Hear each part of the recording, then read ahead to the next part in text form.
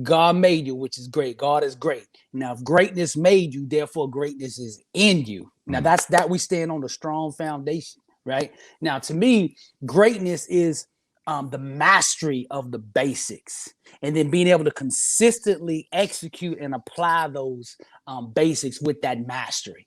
Everything we do, whether it's washing dishes or whether it's on stage performing or in a marriage, the worship, whatever it is, we do it with a spirit of excellence, spirit of greatness, man.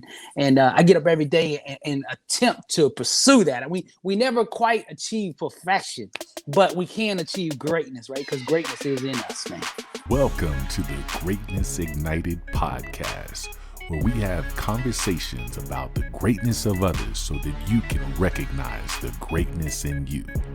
My name is Billy Overton, and I have been studying greatness for the last 7 years, and it is taking my career to new heights. And now me and a few of the successful people that I have had the honor of interviewing are coming together to ignite your greatness and light the fire within. All right, welcome, ladies and gentlemen, to another episode of Greatness Ignited. This is where we're just having conversations with people to discuss the greatness of others so that you realize the greatness in you. I got to tell you, today is another exciting one. I've been bringing on my mentors. I've been bringing on the people that get me fired up, that bring out the passion in me. And I'm really just sharing my gifts and their gifts with you in regards to the amazing word that they have that has inspired me. So today is another great one. This is a spiritual mentor. He was a spiritual mentor from afar through YouTube for many years, for quite a few years. And I finally reached out and I said, man, you have no idea how you're impacting me. I want to meet you. I want to continue to learn from you and be up under you in regards to just becoming a student of the word. And he has been phenomenal. Everything that I've asked for, he's pretty much just said yes. But let me tell you a little bit about him. Number one, he's a national recording artist, a rapper for many years, 17-year career, had phenomenal success with that. And he had a point in his life where things went south for him and went in a bad direction. But I tell you what, just like the Phoenix rises, this gentleman rose, from the ashes. And what rose was something amazing, something that has become a YouTube sensation, a social media sensation, over 30 plus million views on YouTube alone. Right now, he is on a world tour, impacting 27 different cities like London, Paris, Toronto, just in 2021. You think COVID's going to stop him? No, COVID can't stop him. He was still touring in 2020. Ladies and gentlemen, he is going to impact 1 billion people. Think about that for a second. 1 billion people. And I have no doubt that he's going to get it done. So without any further ado, ladies and gentlemen, Dr. Billy Alsbrooks. Man, How thank you doing, you, bro. sir? God is good. God still moves, Barry. God still moves, bro. Yes, he does. Thank you for having me on, man. Thank you. It's an honor to be here with you, man. Oh, and it's an honor to have you. And, for me, it was just really, I cannot have the gifts of the words that you have given me so many times just for myself. I wanted to bring it to my audience and have them just hear how you move and inspire so many people.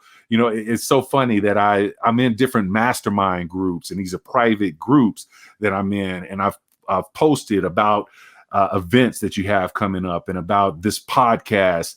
And so many people, oh man, I can't believe Dr. Billy Alsbrooks. So you're touching that 1 billion. I mean, you may have to change that. You may have to go 2 billion because you're making an impact and you're doing it fast. And I just love to see what it is that you have going thus far right now. Man, I appreciate it, man. It's just trying to be a good steward of that 1 billion first before I ask God for the second one. Oh yeah. just trying to be a good steward, man. Getting up every day and doing the calling, doing what I love to do. I'm really passionate about speaking, writing, impacting, doing live events, man. The connection and just getting in my thing and letting God use me in some kind of way to impact people, man. Yes, indeed. And we're gonna have some fun tonight with it. We're gonna just really do a little bit of conversation, but put some lessons and some inspirational information out there that is really going to just touch and impact some people. I already know it because I know the message that you have and how people receive it, and you have a great delivery of it. But I really want to just kind of talk about, I know one of the big components to your when you speak is talking about greatness. And Amen. I can tell you, yeah, about 7 years ago for me, that's when greatness, I heard these words. Another one of my mentors is Les Brown, and I heard these words from him about 12 years ago of him saying there's greatness in you, there's greatness in you. That's and right. It took 2 years for that to finally stick. It was in one ear, out the other. And about 2 years later, it kind of stuck there. And I was like, wait a minute, maybe there is greatness in me. And That's then right. about 7 years ago, I really started studying greatness. And I know that you've been on that process as well for quite a few years. And one of my favorite quotes in regards to, someone asked Kobe Bryant his definition of greatness. And he simply said that it's your ability to inspire the next person. And, I would add to that it's really finding your gifts and talents and honing those gifts and talents to a point of where it inspires others. And I really just wanted you to also share, your definition and your thoughts on greatness. Man, well, it starts with self-awareness. As you mentioned, we got to first know that greatness is on the inside. Some people don't know that. Some people have never been told that. The society has told them the opposite, right? That they were never going to be any good, that they were never going to achieve anything in life. So first you have to come into that revelation that greatness is in you. Now, how do I know that? God made you, which is great. God is great. Now, if greatness made you, therefore greatness is in you. Now, that's that we stand on a strong foundation, right? Now, to me, greatness is the mastery of the basics, and then being able to consistently execute and apply those basics with that mastery. Everything we do, whether it's washing dishes or whether it's on stage performing or in a marriage, the worship, whatever it is, we do it with a spirit of excellence, spirit of greatness, man. And I get up every day and attempt to pursue that. And we never quite achieve perfection, but we can achieve greatness, right? Because greatness is in us, man. Yeah. And one of the things that, when you look at your career early on in life and the success that you had, and I think, back to my law enforcement career and other business ventures that I was a part of, that, on the outside, everything was, I was very successful. You were very successful, but there was still something, I think, and this is a commonality that I noticed in both of us, is that I wasn't at my fulfillment. I wasn't at my complete happiness because I realized I wasn't in my purpose. But let's just talk about the early days, the white dog days. Man. For 17 years, I was in the music business, as you mentioned earlier. Songwriter, artist, music producer, on-air radio personality, man. And I pursued success, the world's definition of success, right? Which is what the money, the cars, the fame, the fast women, all of that. That was the world's definition that they had sold me on. And I bought it full speed. And I went into this game, in this music game, 120 all in, nothing less. I mean, every day I got up pursuing, the highest of the highest levels. And as you mentioned, outside of our calling, outside of the things that God has really designed us to do, we're never going to quite reach that peace and fulfillment, that wholeness, because that can only come from God, And I was close. Here's the thing. See, I had a lot of success in that business because I was really, really close to my calling. The closer you get to your calling, the more success you're going to experience. But the fulfillment only comes from being in the center of that thing. My calling is the microphone, the speaking, the writing, the music, the performing, right? This was my gift and my calling. So I was very, very close in this music business, but my topic, my theme, my message was wrong, which kept me in bondage. See, sometimes we can have all these pieces lined up, but have this one piece over here out of line, man, and it can cause us so much, discomfort and so much trial and tribulations and struggles, man. And that's what was going on with me. And around the year let's see, 2000, man, I started really, really reading. Up until this point, through school, I hated reading, couldn't read more than about 2 or 3 pages, out of a book without losing interest. But I stumbled across a book in 2000, Rich Dad, Poor Dad by Robert Kiyosaki. And he talked in there about we need to educate ourselves on the things that the school system hasn't taught us and the world hasn't taught us. This is why we struggle financially, is because we don't have our own education. It's not taught. So he said, immerse yourself in books, the study of, the lives of great men and women who've impacted, and study finance and study history and all these things, philosophy and personal development. So, man, I bought into that. So from that point forward, man, I stayed in a bookstore, 3 to 4 hours a day, man. I'm in there reading just on my own for no reason, just reading, making myself better. Nobody was telling me to go. I was just doing it because I had bought into this. And then I got to loving it. I was like, oh, I kind of like this, man. I could not go a day without going to the bookstore. I'd have my notepad and I'd get 3 or 4 books out, put a 20-minute timer on my watch, read one book, 20 minutes up. I'd go to the next one, right? And I'd take notes on everything I read. And around 2005, after, having so much of this truth and reading so many of these most, powerful books ever written, I could no longer do the music life that I was doing with a clean conscience. Because see, in the world I was in, I was pushing destruction, the drug life, thug life, gang banging, sex pimping, all of that. That was what I was doing, man. I was tearing down the world with my mouth. The gift that God had given me, my mouth, had been hijacked by the enemy, and the enemy was using me to impact negatively the community, the opposite of what God was going to have me do later on, like I'm doing now. So, but after getting that truth in me, see, truth seeks to spread, right? And you can't compartmentalize it. You want to change your life, just introduce a little bit of truth. It'll seek to spread. And I started going to these clubs at nighttime, man, doing the shows and, from the bookings and events I was doing, and I couldn't do it with a straight face anymore, man. It was bothering me. I was like, I just got done reading Think and Grow Rich in the daytime, or Emerson, or some of the most powerful stuff written. And in the nighttime, I'm saying all this foolishness, stuff I don't even believe at this point. I had stopped believing it years ago when I started reading, getting exposed to knowledge. I stopped believing that, but I was getting paid really, really good to say it. So I was in this conundrum between my truth and then what I call the reality, paying bills and making money. I was torn, man. But God intervened around 2007, the very end of 2007. My father passed away in front of me. He had a stroke.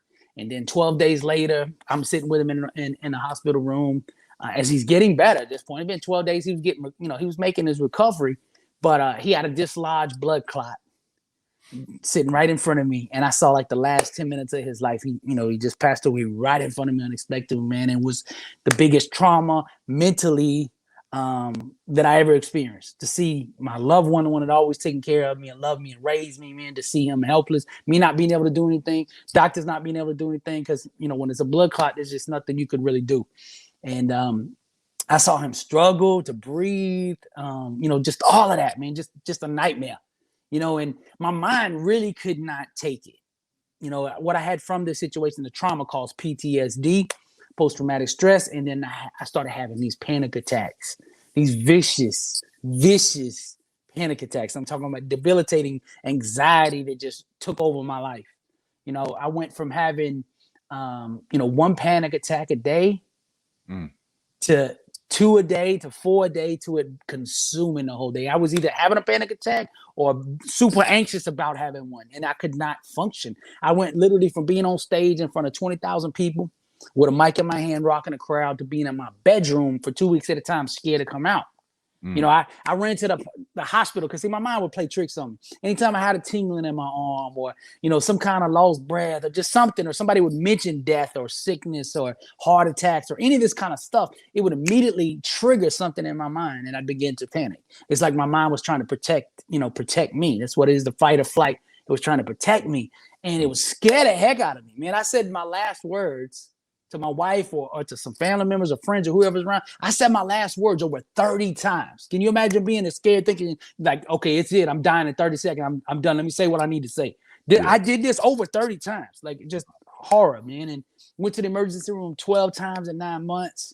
I was on a first name basis over there. I'd come in the door and they'd be like, here come Billy, But man, this thing literally took me from being on stage in front of 20,000 people to just being locked down, man. Like, this COVID lockdown. We think this is lockdown. I'm like, y'all don't know lockdown. Get locked down here. You'll see what I'm talking about, man. Oh, yeah. And for 7 years, I struggled with this. It completely consumed me. I had a lot of money put up from being in the music business, but I can't work now, right? I had businesses all through Orlando, but couldn't really watch them. So people were stealing money and employees were acting funny and all the stuff that goes on when you can't watch your business. That's what I learned, during this crisis, man. But every day my money would get a little bit tighter, and the stress was getting a little bit more and more on the outside. It was already going on the inside, but now the outside world started pushing on me. See, the enemy attacked my inside, my health.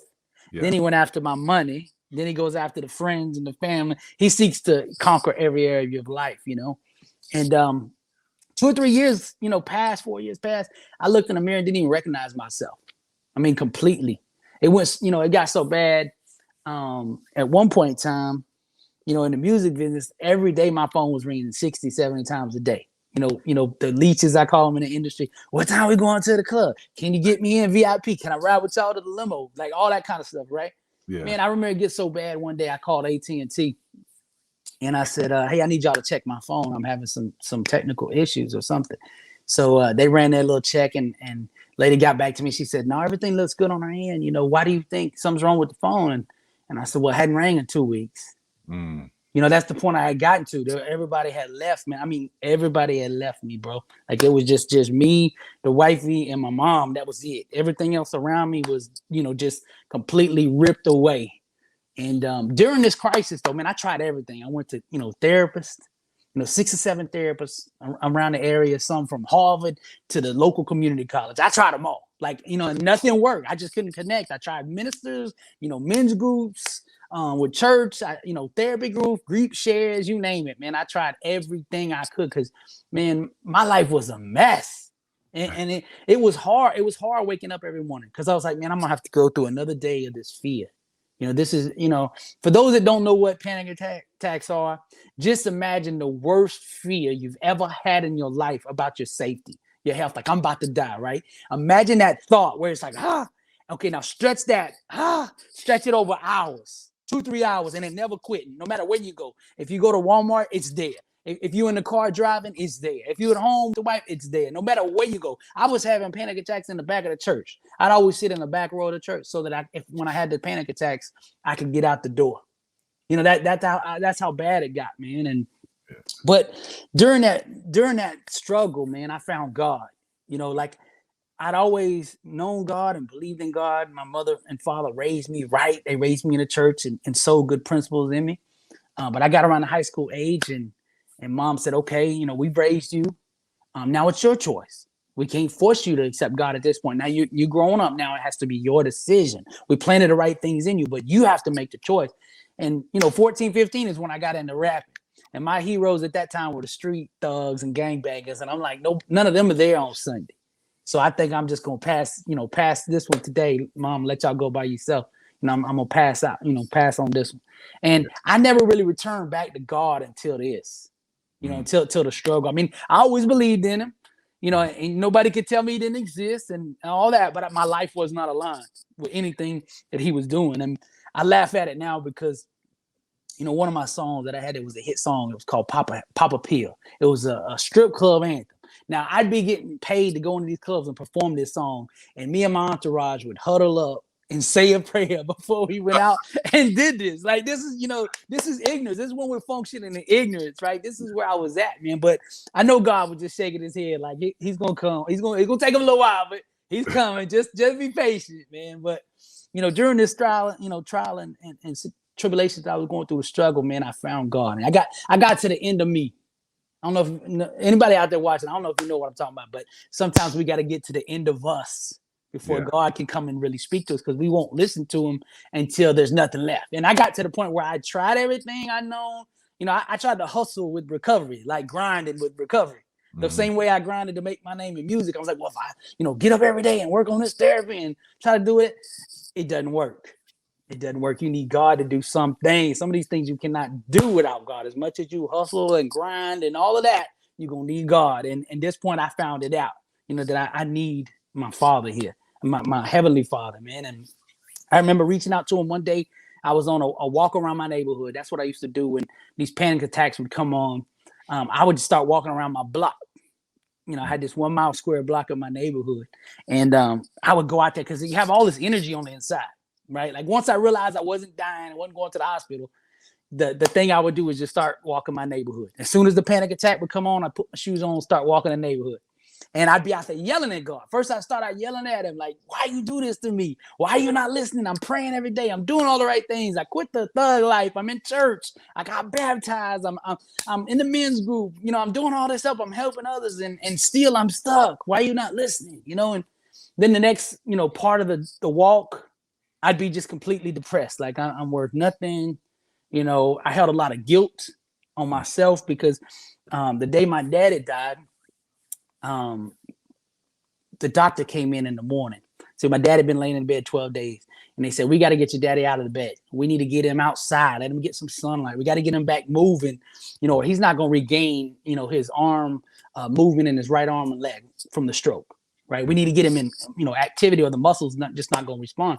So what we didn't know was he had a blood clot in his leg. So when me and the nurse, from his instructions, we moved my daddy into a wheelchair. That blood clot dislodged from the pressure change. The blood and went straight to his heart, and 10 minutes later he died. And I held myself guilty for so long. I'm like, if I hadn't rushed, or if I hadn't moved so quick, or if I'd have done this, or if I hadn't moved, then he'd still be. And I just blame myself. And of course, the enemy jumped right in my ear too. Yeah, you murdered your daddy. Why do you deserve success? Why do you deserve good? Why do you deserve to be happy? Why do you deserve to be healthy? You don't deserve nothing. You killed your daddy. So this is the kind of attack the enemy was doing on me. So I'm out on the block, man, and I'd have all these different kind of emotions: the guilt, the fear, the anxiety, the anger, the bitterness, just everything, And one day I finally got to the end of me, and I called out for God and cut a deal with him. I don't know how many of y'all out there that are watching this have ever cut a deal with God, but I'm just being real. I cut a deal with him because I got to the end of me, Barry, and I said, Lord, I got nothing else to give you. Yeah. The money's gone. My name's gone. The people are gone. I've done everything I know how to do. It's been years now. I don't even remember the other person that I was. It's 5 years now, almost at this point in time.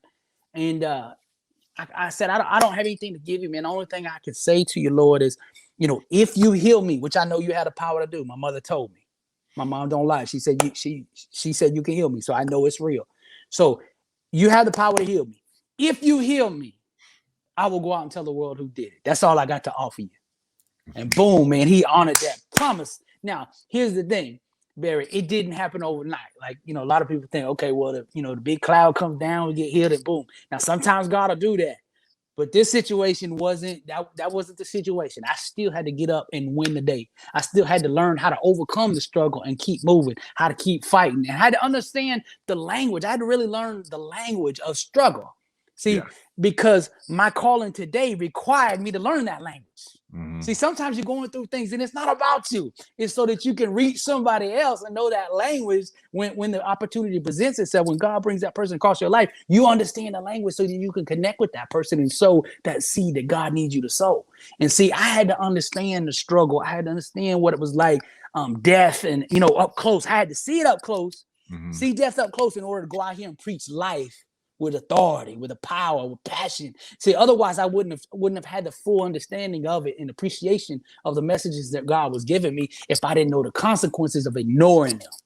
Yeah. Right. So I had to get up every day and learn how to take my day back, man. And I'd get up every single day and try to take 15 minutes back. I said, okay, for the next 15 minutes, I'm gonna win this panic attack. Now, after that, I might fall, but I'm gonna win this 15 minutes, right? 15 minutes would go by and I'd be the champion. I'd be, bouncing around the room like I was Rocky. I did it. 15 minutes. I mean, that's what my life had resorted to. 15-minute blocks, man. And then, I'd get that 15 minutes. I say, okay, we're gonna go another 15 and then 30, and then sometimes at 1 o'clock in the afternoon, boom, then I'd have the panic attack. But hey, I won 4 hours before that. Mm-hmm. So like I would celebrate, hey, I won 4 hours. And I slowly started to win my day back, 15 minutes at a time, man. And God eventually delivered me. It took 2 or 3 years before I really got function back and could start working on my new life now that I'm doing. But man, there's always going to be struggle. Yeah. As I told you before, when we started this thing, wherever you can grow, thrive, multiply. Somebody needs to hear this. I'm gonna say it again. Wherever you can grow, thrive, or multiply, the enemy is going to attack. I'm assuring you right now. So do not get discouraged when that attack comes, but merely see it as confirmation that what you're doing is a threat. Otherwise, the enemy wouldn't attack you. He only attacks that which he fears, right? So if he is attacking you, man, just see it as confirmation and get more bold, more aggressive, because that means God's with you, or he wouldn't be trying to stand in the way of your destiny. So when you see that attack, get happy. See, I tell people, if the enemy's not attacking you, you got to look around and say, why not? Why? What I'm doing must not be a threat to him. He's not upset. He's not, right? So if I'm not getting attacked, I'm wondering what's going on. Yeah. Hold on, I'm doing something wrong. Show me, Lord. Because we should be at constant war with the enemy, man. We should be that David warrior that when we walk in the door every single day, the enemy shakes. It's like, oh my God, here he comes. He knows who he is, who made him. He knows that greatness is on him. He's got faith and bold enough to do what God tells him to do every day. I'm scared of that man. Right? That's how we have to do it every single day, man. We got to get up like that and invite the warfare instead of running from it. Right?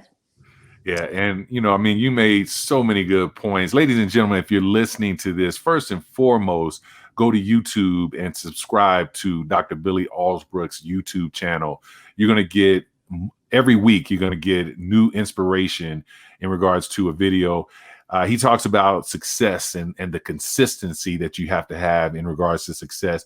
I don't know anyone speaking that is more consistent with putting out a video every Monday, at least one video a week. Amen. Than Dr. Billy Alsbrooks. And so go to his YouTube channel, subscribe. And the story that he just told, you got the Reader's Digest version of it. You go to Struggle of a Champion, you'll get the whole about an hour, 15 minutes? Right. It's part 1 through 5. I got some more coming too, but those right now I've got 1 through 5 on it. It's well over 70, 80 minutes, man. Yeah. Of the things that I went through. And you shared 2,500 days. You didn't mention it today, but you talked about 2,500 days of your life that you lost. And I want the listener to get this and understand this. The average lifespan is about 75, 77 years. Some of us are blessed to get more years out of it. But when you break that down into days, that's 30,000 days roughly. Right. And when you think about what you just mentioned, 2,500 that you lost based off panic attacks. But the thing that that really grabs me is there's people that are losing 20,000 days or 10,000 days of their life not working in their calling and not working in their purpose. And, it's so funny for me to realize when I see people get into their 50s and 60s and all of a sudden they get this wisdom about them. And now they've only got maybe, 10, 15, 20 years.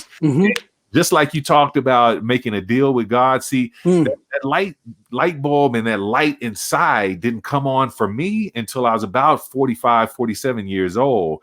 And I always say I negotiated with God. I'm a real estate agent. So Right. And my negotiation was, okay, I get it now, Lord. I see what you had for me. I see where my purpose is being of service to others. I've been doing that all my life, serving in the military, serving on the police department, serving my clients. But now I understand that you want me to serve with this passion of being able to impact other people. And so, but I'm 47. Man, I missed a whole lot of time. And I tell myself, okay, this is my negotiation, Lord. You give me another 50, and every day I will wake up and work in your calling. Amen. And every morning that I wake up, I say, all right, Lord, I see you. You kept your end of the bargain. I'm up. That's right. Let me go to work and keep my end. But and I know, brother, that the rap music and everything that you were doing, because there's no better wordsmith out there. And I am trained by Les Brown, one of the godfather of greatness is what we call him. And one of the most passionate and eloquent speakers that I've ever been around. But I'm telling you, man, the next great, here it is, ladies and gentlemen, the next great, biggest speaker that the world would know, you're getting to hear him right now. And I'm telling you, go to the YouTube channel, subscribe, and you got a library of videos to be able to go through. But again, I once again, like I said, I just appreciate your number one, your transparency, because it takes a lot to be able to share that story. But it's just like you said, that you had to go through that so that you would be able to impact other people. And I know that's what you're doing on a huge scale right now. Amen. The verse that God brought across my path about the time, because I felt like, just like you said, man, I wasted all this time before I discovered it, right? There's a verse in there that says, I will restore the lost years that the cankerworm ate, the fears, the anxiety, the ignorance of one's true nature and of the lack of knowing who you are. God can restore that, right? Like you said, and extend that life, so that you can make that impact, or he can make each day worth 10,000 of the other days that you had before to catch up for anything lost. No thing that God, one day of God's favor is worth 10,000 days of labor, man. So when you start working for him, the impact and the intensity of those days is much different than it was when you were outside your calling. Yes. Right. And people ask me now, with this COVID thing going on, about this lockdown, and I was so against it. Because I'm like, I gave 2,500. I was on lockdown for 2,500 days. I'm not giving no more. I don't care if it's 2 weeks. I'm not giving no more. My days up living in fear. I'm just not going to do it. But the Lord didn't give us a spirit of fear, but of power and of love and of sound mind. And I'm going to buy into that verse and go out here and do what he's called me to do and not live, timid and scared. The enemy loves hesitation. Come on. He hates aggression. He loves hesitation. Because see, even, if you're going, my daddy used to say that, if you're going to make a mistake, make it full speed. Because God can still work with that if you're moving and it's like, he's in motion. I can steer him on the right path. The lukewarm is what that God just resents, is the one that just stays lukewarm and doesn't get out there and, take a shot at life, and what we want to do is get up every single day and squeeze every ounce of life out of the day. Every single day, you got to hold every single of those 86,400 seconds accountable to your dream, to your success, to the calling that God has on your life. Every single second, none should be wasted, man. It should either be with the family, building up the relationships, sowing into your children, sowing into your church, the neighborhood, the country, the globe, whatever it is. Every single second. Don't let a second go by without your permission. Come on now, and hold it accountable to the things that you are dreaming, man. And I learned it the hard way. Like you said, 7 years times 365 days. I mean, it was over 2,500 days that I gave away, man. And we just can't get those back. So now, man, I get out here every day trying to make that ground up. I'm like, no, we can't take off the day. Why you work so hard? Because for 2,500 days, I wasn't working at all, right? We trying to play catch up, man. So, but somebody needs to hear that out there. You've been playing the game of life timid. You've been playing scared. Listen, man, God's got you. He's got your back. He'll never leave you nor forsake you. Take a step. Take a step out there. Just take one step, and God will meet you with two. And then you hold his hand, and he'll give you the next one and the next one, and just keep trusting him with the little. And before you know it, you'll have the big, man. When we master the basics, master the little, eventually the big things will come bow to us. Right now, maybe you got this big, massive dream. If you're out there dreaming it right now, you got this big, massive dream, but you can't see how you're going to get from where you are now to that dream. All we got to do is see the next step. That's it. You don't have to know how. Just own the next step. If you dominate and own and trust God with the next step, you'll get there. Just every day, get up and take that step. Every day, get up and take that action. Some of you out there, God has already put in your heart what to do. You just hadn't done it. I was one of them. I knew a long time before I started doing this, certain things that I wasn't doing, God had put in me. And I kept saying, why won't he give me the bigger picture? Why won't he give me the bigger picture? Because I wasn't being a good steward of what I already knew. The little things, if you're not a steward of them, why would God give you the big things if he can't trust you with the little? He gave you one little assignment, right? We got to walk that little thing out like the world depends on it. Right. And then that one little thing sometimes will open up massive doors that you never could imagine before. Just that little bit of faith can bloom into something great, man. And man, I just want to speak to somebody out there. Somebody needs to hear that. You've been playing the game timid. Come on, it's time to stop now. It's time to get up. The world belongs to the bold, and the rest are just spectators. And I say this on the video, Bear. I say there's three types of people, right? There's ones on the field, in the game. Yeah. There's ones on the sidelines supporting those in the game, and then there's those in the stands watching. Which one do we want to be? Yeah. Which one do we got to make that decision every single day. Am I going out on the field today or am I going up into the stands? Come on. Let's get in the game. Let's get in the game. Some of you, man, you Tom Brady in your field and you just don't know it yet. Yeah. You just don't know. You hadn't discovered it yet. That's all. But once you start taking these steps, man, the veil will be removed. The scales on the eyes will begin to fade away, and you'll be able to see the greatness that God put on you. And you can go out there, whatever field you're in, you can change the world right from where you're at. Right from where you're at. Yeah, I love that you mentioned Tom Brady, because you think of the Tom Bradys, Michael Jordans, the Michael Jacksons of the world. We look at that as that's greatness, but we don't look at our own gifts and talents that we have as necessarily being greatness. And I know you talk about again the champion and the champion mentality, and you do a lesson on it, ladies and gentlemen. I'm about to unleash him to give you this short little snippet of a lesson of something. We do it again. He does a 4-hour seminar where he really breaks down into your greatness and being a champion. But again, we're getting a special gift tonight where he's going to break down champion for us. So I'm gonna go ahead and just let him have it, Billy. Well, look, this message is I'm going to put it out on YouTube the longer in depth, but we're going to give some snippets today because some of you, I can give you some little tools right now that will help you, to go. And sometimes it's just one little thing that's stopping you. We think it's a lot of big things. Sometimes it's just one little small tweak, some little thought up in here. Because if, a disciplined mind rooted in truth can do the impossible.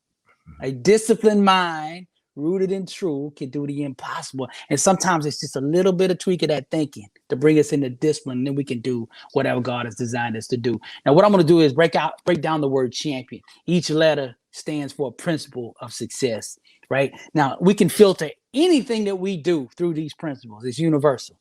No matter what you're doing, you can filter them through this, whether you're a janitor at a local high school or whether you're playing for Tom Brady and his team this coming week in the playoffs. Whatever it is, these principles apply, and they can help unleash you and help you tap into that greatness. Now, the first letter in champion is C.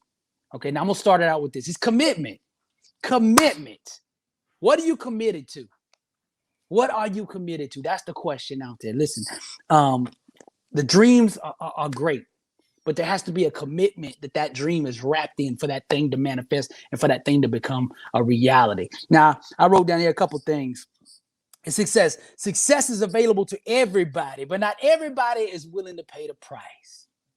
Right? See, some people can't breathe life into a dream because they're too busy choking on excuses. We got to get rid of the excuses. Come on. The mount we have right here, this is a creative device, not a tool for distributing excuses. The word says death and life from the power of the tongue, those that love it shall eat the fruits thereof. We got to speak life with our mouth. We got to break these barriers down and commit ourselves.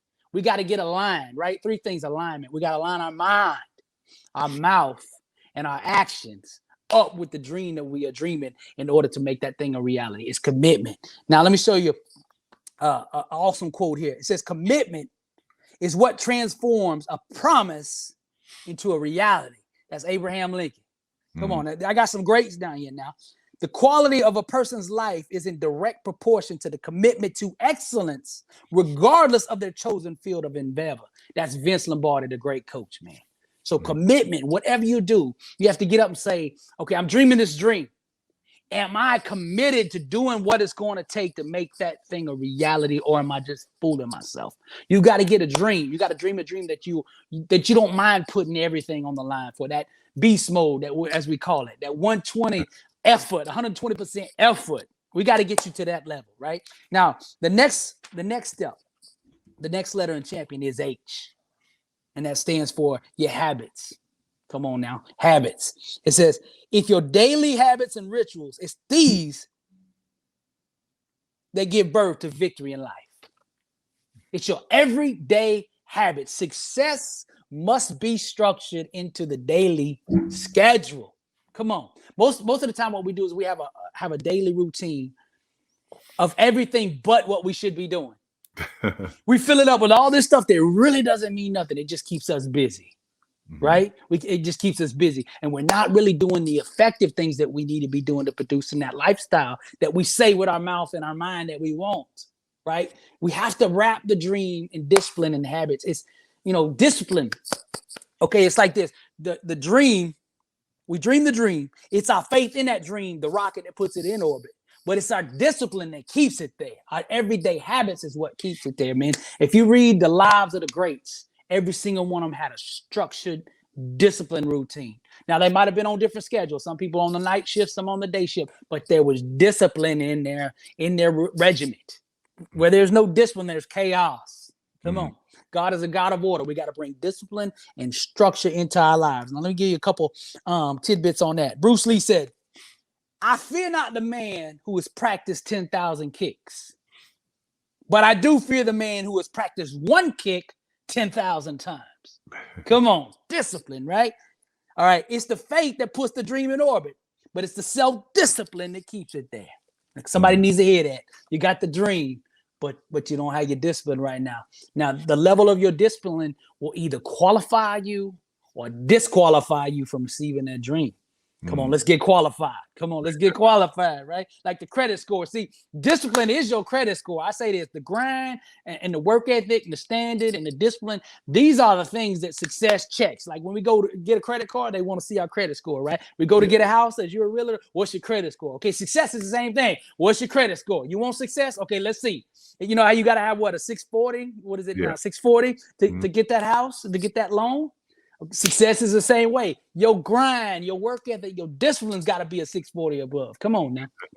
Now, the next letter in champion is A, and that stands for association, like who you associate with. Let me go to the word right here. Proverbs 24:6 says, in the abundance of counselors, there is victory. Come on. As you know, as a realtor, if I'm trying to buy a house, I need a good realtor, somebody that's watching my interests, that understands what I want and protecting me. You're going to make one of the biggest investments of your life. You better have wise counsel. Some people try to go into war alone, man, and these people get caught up in things that they shouldn't get caught up in. If they had the right people around them, that wouldn't happen, man. And I want to ask somebody this. This just came to me right here. I want you to, because see, questions will take you wherever you want to go. You just got to ask the right question, right? I want to ask this question. Who in your life right now does not belong? If you're trying to go to the next level, everybody can't go with you. Somebody in your life right now doesn't belong. We gotta self-vet ourselves and self-vet our surrounding entourage and say, okay, I've got to put together a winning team for success. Success is a team sport. And we got to have the right team. And I always teach it like this in the seminars, man. If the war was to break out right now in your life, whether, attack on your health, let's say you got the diagnosis for cancer, or the marriage was about to fall apart, or you're just about to go bankrupt, who is your team, your war team that you want to surround yourself with during the moment of crisis? If you're not going through crisis, put that team together right now and be ready for it. You don't want to wait till the crisis jumps off to start putting this team together. You need good, solid, righteous people around you. You need someone to sow life into you and to encourage you during the struggle. And other times you need somebody in your camp that will tell you the truth, the hard stuff, the stuff you don't want to hear. Now, their intentions have to be right, but you need somebody there that will give you both sides of this. When you need encouragement, you have that. And when you need truth, you've got that. You've got to have a balance of this. You got to put that winning team together. If you study the lives of the greats, they all had a support system around them. Now, success, you have to be willing to go at it alone, but you can't do it alone. You understand? There's a difference. Like some people say, well, I don't have anybody, with me, so I won't, take a shot on this dream, because no one's around me, right? No. You got to be willing to do that dream on your own, and then trust God to provide the counsel around you, man. Just get up every day and say, Lord, I know you're going to send me the right people. I know you're going to send me the investors to build this dream. I know you're going to open doors of opportunity that I couldn't open. I know you're going to put the right people around me to guide me in these areas that I have no knowledge of, that are required to build the dream that you put inside me. So associations, man, is everything. You got to make sure you do this. And I wrote this down because I say this on the video. You got to surround yourself with the sick and hungry. Those that are sick and tired of being average and hungry enough to do something about it. Come on now. Yeah. How hungry are you? How bad do you want it? You got to surround yourself with those kind of people, right? Now, the next letter is M. M, and M stands for mindset. Whatever you want to do, it starts with a mindset. Whatever dream that you want to build, whatever obstacle, challenge, or struggle you're going through, there's a mindset required to overcome it. There's a mindset required to build it. There's a mindset required to achieve it. What is it? So you dream the dream and you say, okay, this is my dream here. Let's say I want to be a billionaire. Let's say, okay, what's the mindset that I must adopt and adhere to and filter every life decision through in order to make that dream a reality? If I want to be the top realtor in Colorado, what is my mindset? What does it have to be? What is a realtor's mindset of, the next level realtor's mindset? Whatever it is, whatever you're doing. You want to be the next Tom Brady. What is the mindset that I've got to have in order to get up every day and practice and become Tom Brady or whatever it is you want to do, right? You've got to adopt that mindset. Now, this is biblical. The word says, be not conformed to this world, but be transformed by the renewing of our mind. The changing power, the transformation power of God lies here. See, we look outside a lot of times instead of looking in here. This is where God put the magic. This is where God put the power right here. He says it right there. Now, I wrote down here, your mindset is the thermostat that sets the tone for every environment that you enter. I'm up in my office up here, and when I come in through the door, there's a thermostat, digital one right there. And I set, okay, it's a little hot today. I'm gonna turn it down a little bit. Right now, it's the same. When I walk in this room, what is my mindset? I'm gonna set it toward champion. I'm gonna set it toward success. I'm gonna set it toward division or lack or faith or scarcity or whatever. You got to check that temperature at all times. Because just like this, when I got an automation setting on it, when I'm not up here, it'll revert back to a warmer level. Now, see, if we're not careful, we'll start pursuing success and setting it at the right thing. But then if we're not careful, we look up and our mindset has fallen back into old ways and old thinking, the kind of thinking that has continued to enslave and bond us for years. Come on now. Be aware of your mindset. Now, I wrote down here, in the midst of trials and tribulations, your mindset will either make you or break you. It could mean life or death. And I know this firsthand. See, in the middle of my panic attacks, man, I saw the power of the mind. Yeah, I saw the destructive power of the mind too. And I learned from that situation, the duality of things, that if my mind being misaligned could rob and steal and destroy and run everybody off and all these things, then a positive, balanced, and aligned mind must be able to construct and build and attract whatever I wanted, right? There has to be both sides of that. So I understood the hard way, man. I learned, going through the panic attacks and the PTSD, the power of the mind, and it is real. If the attack is coming at you, the first thing you must do is get behind the steering wheel of your thinking. Breakthrough start in the mind, right? Our thinking, our mindset, our paradigms are the assembly line that our life comes off of. What kind of product are you producing? Come on. You got to get control of the mind. Now, the next letter, we did the M. The next one, we're going to move to P. Okay, man, this is one of my favorites. It's passion. Woo, you got to be passionate about what you want. See, now, contrary to popular belief, you cannot think your way to the top. That positive thinking. Okay, there's limits to that. You've got to burn your way there. Passion. You got to set yourself on fire, man. Look at the greats. Look at LeBron. Look at Stephon Curry. Look at Brady. Look at Jordan.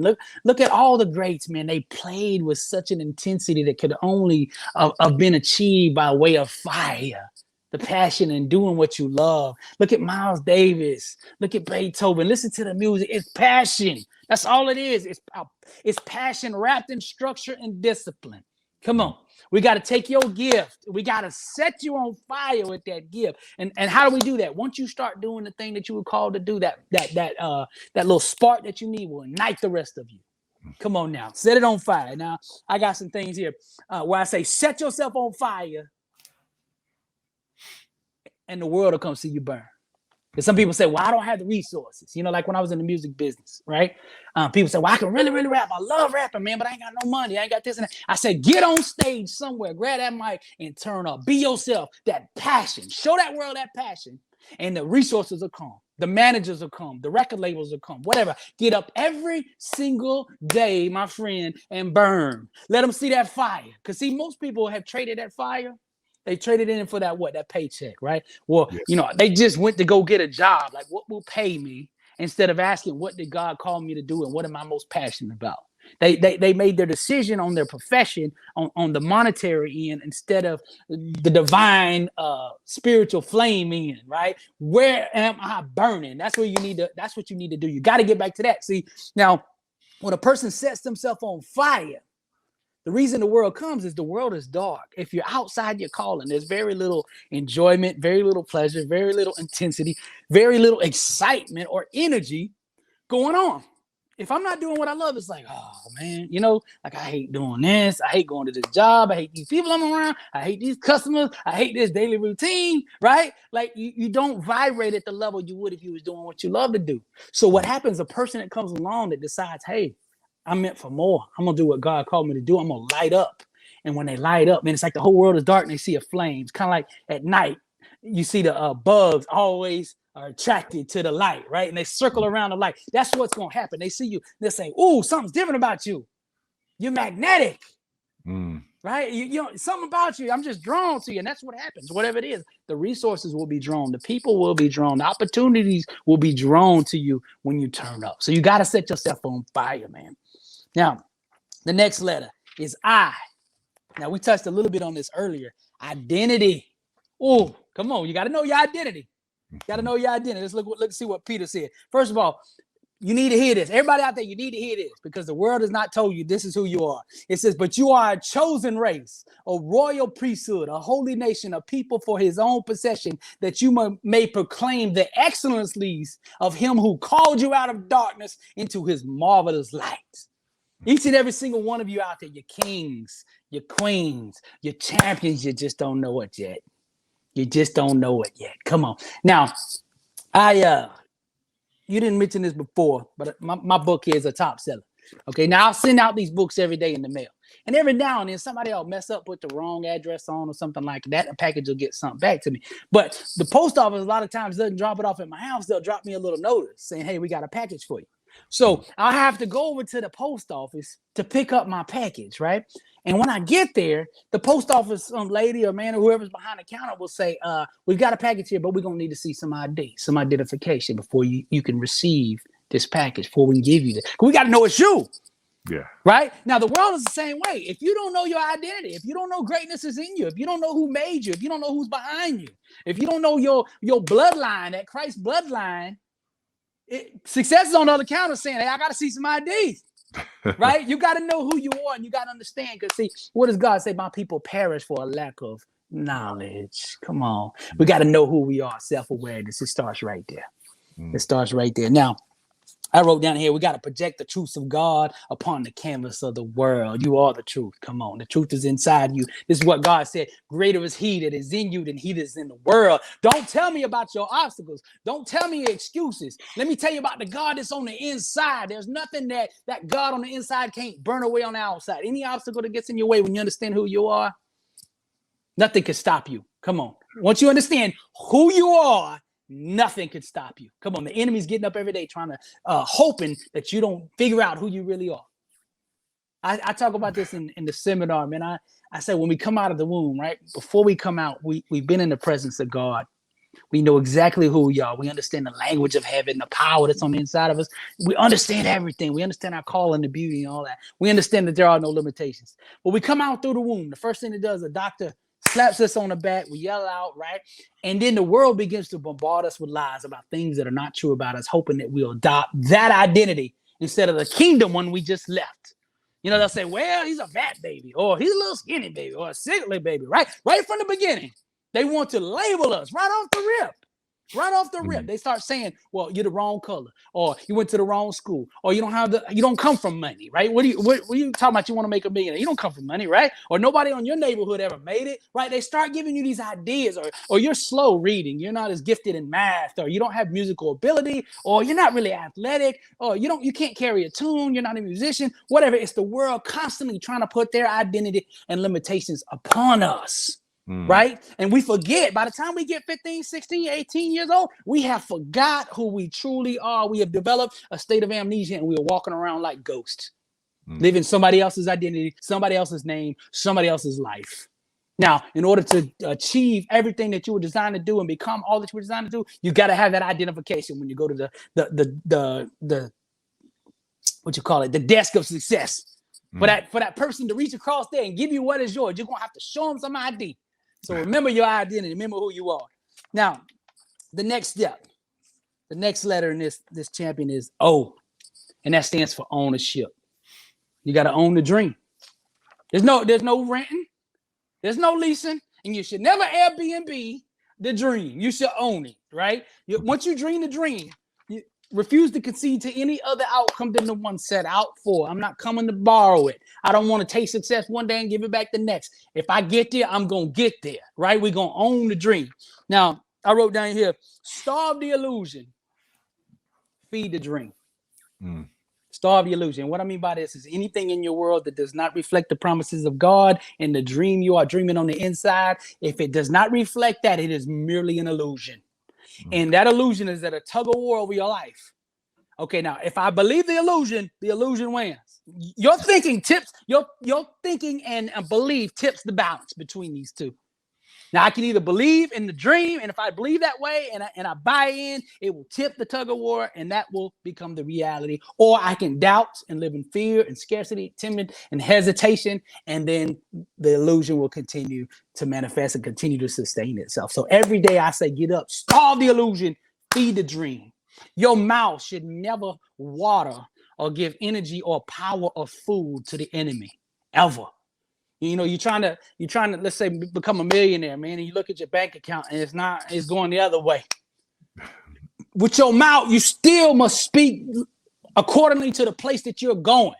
My mouth needs to sound like a millionaire before my body ever gets there. My mind must arrive at being a millionaire before my body's ever going to fulfill that manifestation, right? So don't ever speak the enemy's ways or water over your dream. Starve the illusion. Feed the dream. Own it, right? Own the dream. Now, I wrote down here, what truth about you are you having the hardest time owning?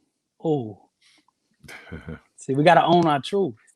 Come on, let's own who we really, really, really are. What area right now must you change? What area must you address to make your dream a reality?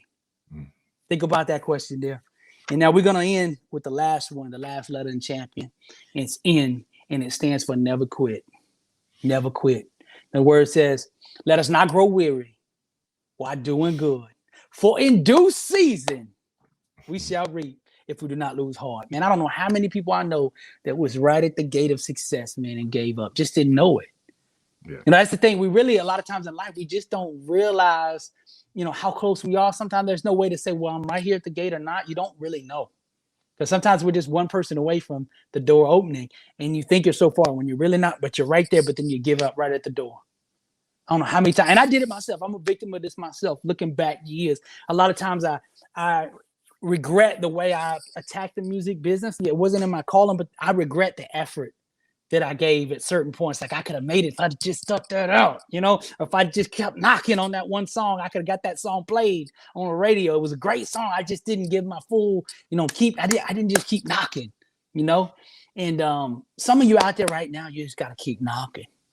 You real close. You just got to keep knocking, man. Hannibal said this, man. He said, the great military general, he said, we will either find a way or we will make one. Somebody needs to hear that. So, see, sometimes we're looking for somebody on the outside to come save us, right? Like the political messiah, the financial savior, or whatever. That's what we want, right? It's inside you already. Christ already came. The power's on the inside. Nobody else is coming. Sometimes you're going to have to make a way. It's all about how bad do you want it? Come on. Success is available to everybody, but not everybody's willing to pay the price, right? Now, I wrote down here one thing Albert Einstein said. He said, it's not that I'm so smart. It's just that I'll stay with the problem longer than most. Oh, see, success is just about sticking it out. In the first page of my book, I learned this the hard way. So I made sure I never forgot it. I put it at the first page of my book. It says, success is a marathon of consistency walked out one day at a time. One day at a time. Just get up on today. I always tell this story at my seminars. A couple of people that had to go through massive trials and tribulations and had to stick it out. There was this lady named Miss Cha. from South Korea. She wanted her driver's license. You know, she was a little older lady, but she wanted a driver's license, right? So she went down to take the written part of the exam, and she failed this thing 949 times before she passed it. Now, it would have been a disgrace in her family for her to quit and not have a license. So she got out every single day, 5 days a week, took a bus, paid the money to take a bus, paid the money for the exam, paid the money to come back home. She did this every day for almost 3 years. 949 times she failed that thing before she got it, but she got it. Now, what if she'd have given up on 948? Come on. Come on. Now, Jack Canfield, Mark Victor Hansen, they wrote a classic book and created a series, Chicken Noodle Soup for the Soul. Now, when they created the book, they shopped it around the publishers. They got 144 no's to that book before a yes. Now, that book has sold over 500 million, that series, 500 million copies. I don't mean money, I mean copies. Now, you figure $20 a book times 500 million copies in that series. You're talking tens of billions of dollars, man. Now, what if they'd have stopped on 143? 143. Another one of my favorites, this guy, Jan Koum, he put in a resume to go to Facebook, right? Now, they rejected him, did not hire him. So he went off and developed WhatsApp and sold it back to Facebook for $19 billion, right? So see, sometimes no ain't no. See, come on. We just got to keep fighting. Just keep coming back. And every time you hear no, get more bolder because you one no closer to it. Yes, comes back to that mindset and the way you see. Just never quit. Refuse. Somebody needs to hear this. Refuse to concede to any other outcome than the one set out for. No negotiations with the enemy. We're not going halfway to success and going to settle. We're not going 3/4 of the way. We're not going 99% of the way. We're going all the way. All the way. 120 now. All the way in. Never quit on that dream. Just keep it up every day and say, I will not tap out. The enemy gets up every day and says, what is your breaking point? What does it take to break you, to make you quit? If I put some kind of sickness on his body, will he quit? Right? If I break the marriage up, will she quit? If I attack their kids, will they give up? If I put him in prison, if I attack, him at work, get him fired. If he can't get funding for the dream, will he quit? Will it break him? Will it break her? The enemy's asking this question every single day. Now, I answer as a believer is quitting is not an option. Failure is not an option. We only take failure and defeat and reframe it in a way that it empowers us. It becomes the very rocket fuel to thrust us into greatness. Come on, somebody needs to hear this. God is good. Don't you give up on that dream. Don't you give up on the dream. God is with you. He'll never leave you nor forsake you. And yes, there's going to be times of struggle and challenges and things that just make you want to lay down and wave the white flag. As you know, Barry, I'm not the Ron Howard. I'm not the happy days type of motivational speaker, man. I give it to him real. But you need it real in order to know this, because the enemy's going to give it to you real. So I got to give it to you real right back, right? Now, he's going to attack you. He's going to attack you. That's just part of this game. But just get up every single day and say, as long as I got breath in me, I'm coming. I'm coming. If I'm on my back, I'm still coming. My mind is moving. My action, my energy, my dream is still moving. So no matter what happens, no matter what the enemy throws at you, make the commitment today. I will not settle for any other outcome than making my dream a reality. Just like Martin Luther King said, right? Yesterday was Martin Luther King Day. He said, I have a dream. And that dream has been manifested. It's just whether we're going to give up on it or not. Come on. Don't give up. That's all I got to say. Woo, brother, I'm telling you, man, ladies and gentlemen, I hope you took vigorous notes on that one, because there was so many nuggets, so many seeds to your own greatness right there that were given in that probably 30 minutes. But I'm telling you, if you see him coming to your town, get the 4 hours. That was just a taste. And I'm happy to say that as you're going through Champion, I am a champion. Amen. I'm following all the principles that you just laid out. So, amen. And I'm sure there's so many others that maybe they got the C, the H, and the A, and they working on the M, or they working on the P. Right. Right. But you gave them the nuggets, you gave them the information that they needed to give them the right direction. And again, he mentioned his book, Blessed and Unstoppable. I want to encourage you. You can go to blessedandunstoppable.com. You can go to BillyAlsbrooks.com and order you a copy of the book. It's also available on Amazon for purchase. Also, go to those sites, BillyAlsbrooks.com and blessedandunstoppable.com, to be able to find out if his tour is coming close to your city. If you're within 150, 300 miles away, it is worth the drive. It is worth that plane trip. He's going to be all over the world and definitely all over the United States. So he's going to be close to you. You just got to figure out if you're going to be close to him. How bad do you want it? Just like we were saying, how bad do you want it? I tell people sometimes, Barry, they'll be like in a neighboring state to where we're going to go with the tour. And they'll say, well, if you was coming to my city, I said, well, I just got done talking to you. You told me your dream was global, yet you won't leave your city. Come on now. Right? If you want to be global, you got to start thinking global. Come on now. Don't let nothing stand in the way of that dream, man. Because sometimes it's just one line of knowledge or one line of truth or one line of information and wisdom that could unlock your whole life. Your whole dream could change with one thought. And we don't know what it is, man. And it's waiting on you. Basically, life just wants to know, how bad do you want it? Yeah. That's it. Come see us, man. Yeah, I'm in Denver, Colorado. We first met in Chicago. Amen. That's right. In the dead of winter. That's right. It was 10 degrees, minus 10 degrees the next day after the event. I remember, man, the coldest I ever been, man. Oh, yeah. Yeah. Well, brother, like I said, I really appreciate you being here. You gave so much great information. If there's anything that you want to close out with, one last little nugget to give them, I'm going to definitely give you the last word here. Well, basically, what I want you to do is get a vision for your life. Decide what it is. Everybody out there listening, decide what it is that you are willing to commit your life to. Where there is no vision, the people perish, right? We got to get a vision for our life. Stop letting life just happen to you and start happening to life. It's time to get behind the wheel and decide, what is it that I want? Who do I want to be? Who is God assigned me to? Right? What are my gifts? What are my talents? What is my passion? Decide these things. Get a vision. So when you're getting up every single day, you know what you're here for. The people that changed this world got up every day and they knew what they were here for. We got to get some clarity because, as Tony Robbins says, clarity is power. Clarity is power. Get some clarity. The person in the room with the most clarity commands the room. No matter what you are, you can be a janitor, but if you come into that room with clarity, you won't be there alone. Come on. Somebody needs to hear that. The starting point for personal transformation is developing a mental blueprint with the exact specifications for how you want your life to look. And you need a vision for every area of your life. Wherever there's not a vision, the enemy is going to seek to fill that void with his vision. You need a vision for your marriage. You need a vision for your health, for your job, for your children, for your relationships, for your spiritual relationship with God. You need a vision for every aspect of your life. Don't give the enemy no place in you.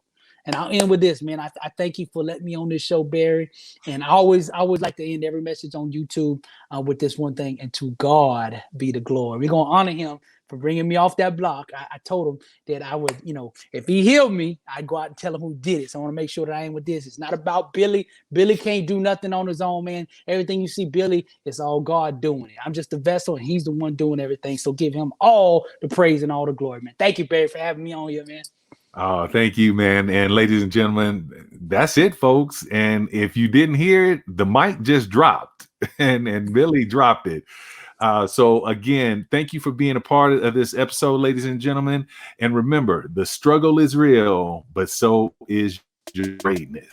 Amen. God still moves. Ignite your greatness, take a leap of faith and you'll make it. Wanna live life to the fullest, you gotta be hardworking and patient. You got the fire within you, you got a dream that you should be chasing. Pushing through to the finish line and you got no time to be wasting, yeah. Ignite your greatness, take a leap of faith and you'll make it.